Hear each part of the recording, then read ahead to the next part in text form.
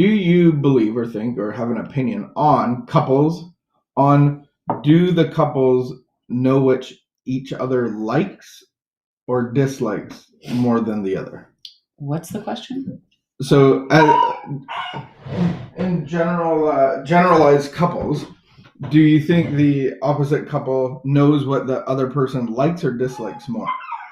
In couples, does one person typically know what the do the people know? Do you know what I like or dislike more? Oh, do you know what I hate do or people love? usually? Yeah. Okay, sorry. Didn't compute. I feel like I know what you hate a lot more than no, but I like. think that often we can focus on the negative a lot more than we can focus on the positive.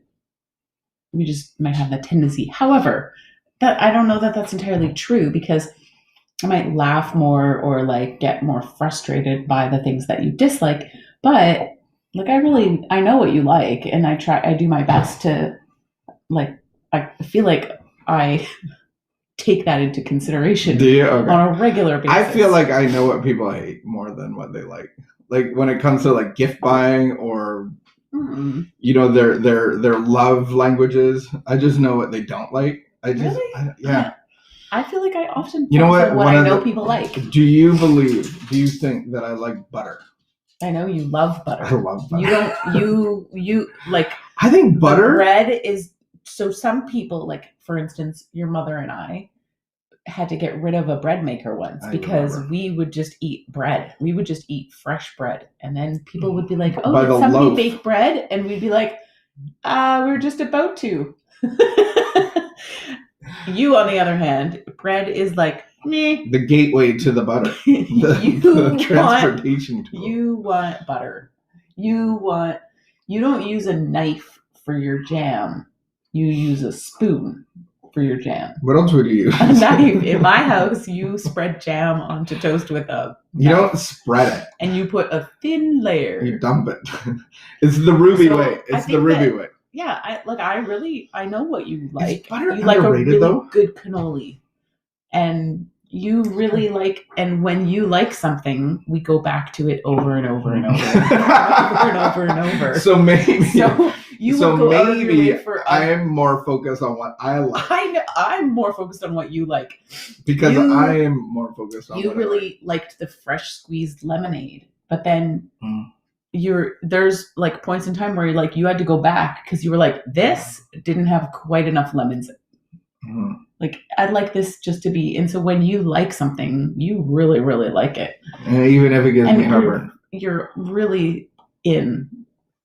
Interesting. I'm just wondering, is that a mindset, or is that just a commonality or is it?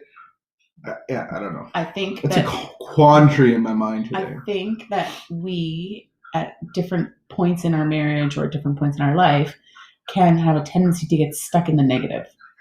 And I think that you actually need to be intentional about looking at the positive. And so, like, I have a friend who really likes their birthday celebrated.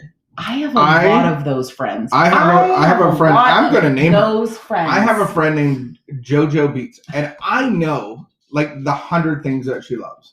Oh, but I have a friend even before that who taught me how important it is to her to have her birthday celebrated, and that I need to pay attention to like what she actually likes, because I never knew that you should do that. I didn't know, and so that's why I threw you a surprise party. I always thought a surprise party would be amazing. I had no idea. No, a surprise party is great nightmare. If there's gifts involved. Oh, stop it. No, I just thank you for appreciating me. So that was yesterday's reading, right? No. Wants and needs. This is appreciating our past. Is this you or me? I think that it is important in a marriage to pay attention and be fun with what like the other person likes. I think it's important to know what the other person dislikes. Why? Because then I don't do it. Because I don't need to do anything. I know, but I don't need to do certain things, but I do them, not knowing that the person dislikes them. Right, but here's the thing: if my life is, if I have someone in my life, which I do, who really tries to do things that I enjoy, who like gives me gifts for no reason, little surprises, likes to do fun things, always like considering what they know that I'll like or what I'll enjoy, then I'm not really going to be bothered by the little things that I dislike. Those things are going to be like really not such a big deal. I find that grateful people, it's easy to know what they like because they're grateful. Like, I don't remember getting angry or frustrated with you. This is a really important conversation. Okay. I didn't even think it was important. I was just thinking about butter, and then I was thinking like, do I know what Vicky likes the most in the kitchen? I'm like, she would know that I love this knife, that I love the butter, that whisks. I like whisks. I know. It's so weird. I have a lot of weird things. Like, I love whisks. I have like 5 different whisks and spatulas. Okay, but here's the thing. Like, you're a person. And the little egg things. I don't even think you like the egg little people, but I collect them for you. You do. So, okay, but you love the egg spatula. You use that miniature spatula all the time, like excessively. Yeah, because it's useful. It's not because I'm in love with it. It's because it's very useful and practical. So I almost said to someone in recovery, we should probably get to a reading. This is important. I almost said to someone yesterday, like, that, you know, that's addictive personality. Because basically we were going back and forth, and I wrote something, and she replied and said, "How did you know that I would be like an all or nothing kind of person?" And I was like, "Because you told me you're an alcoholic." Oh wow, you're putting me and my people in boxes. No. However, I just feel like, is there a certain kind of personality that like just goes hard or like won't go at all? Is that a personality thing? And like, I feel like that has a little bit to do with the whole likes and dislikes thing. Like, this is hard. This is hard, and it doesn't make sense, and I'm not going to do it. So you know what alcoholics like or dislike, because we're vocal. Put in a box. we're in a box telling everybody what we like. It's dark in here. Okay. All right. But does that make sense though?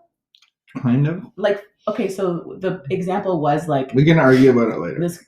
This is going to be really hard to do this work, to do these 12 steps, to have this sponsor. It's going to be hard work.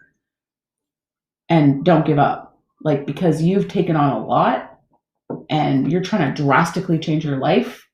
And so, like, don't just walk away because it's hard and because you don't like it. Okay.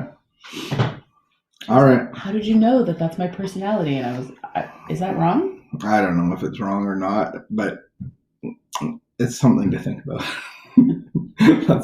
Let's whisk it up, baby. And but when you like something, or when you enjoy something, or when something like, if your heart to it, hey, talk about it. The whole world explores. Yeah, maybe me and my people, we like to talk about this stuff a little bit more. Like, we're just like, man, whisks. Have you seen whisks? I don't know. I've had my head in the ground for 15 years. But whisks, there's different kinds of whisks. Anyway, are you going to read? Can you read? Is it me? My it's eye you. is so appreciating itchy. Our past. Maybe you got some pug glitter. I do. Get it out. Make a wish. Appreciating our past. Pug glitter. It is easy to be negative about past mistakes and unhappiness, but it is much more healing to look at ourselves and our past in the light of experience, acceptance, and growth. Our past is a series of lessons that advance us to higher levels of living and loving. The relationships we entered, stayed in, or ended taught us necessary lessons. Some of us have emerged from the most painful circumstances with strong insights about who we are and what we want. Our mistakes, necessary. Our frustrations, failures, and sometimes stumbling attempts at growth and progress, necessary too. Each step of the way we learned. We went through exactly the experiences we needed to become who we are today. Each step of the way we progressed. Is our past a mistake? No. The only mistake we can make is mistaking that for the truth. Today, God, help me let go of negative thoughts I may be harboring about my past circumstances or relationships. I can accept with gratitude all that has brought me to today. I'm reminded that God turns everything into the good. I know some of the best counselors and therapists have the most horrific pasts. Yeah. And now they're helping and communicating and spreading the love to other people. Yeah. And they do that as a career. And so God does turn everything. God makes crooked paths straight. He dries up soaky water, soaky puddles. And yeah, I think that's a good reminder that we don't look back on our past in embarrassment, but all of that can be used for God's glory. Yeah. No mistakes. Just learning experiences. May you... Yeah, and you might not be at the point. Maybe you're at the point of your past is weighing you down, and the struggle is all new, and you're trying to get free. And but God will use your past to. You got to go through your past to get to your future. So, what is it that we need to do for today? That's the key. Important.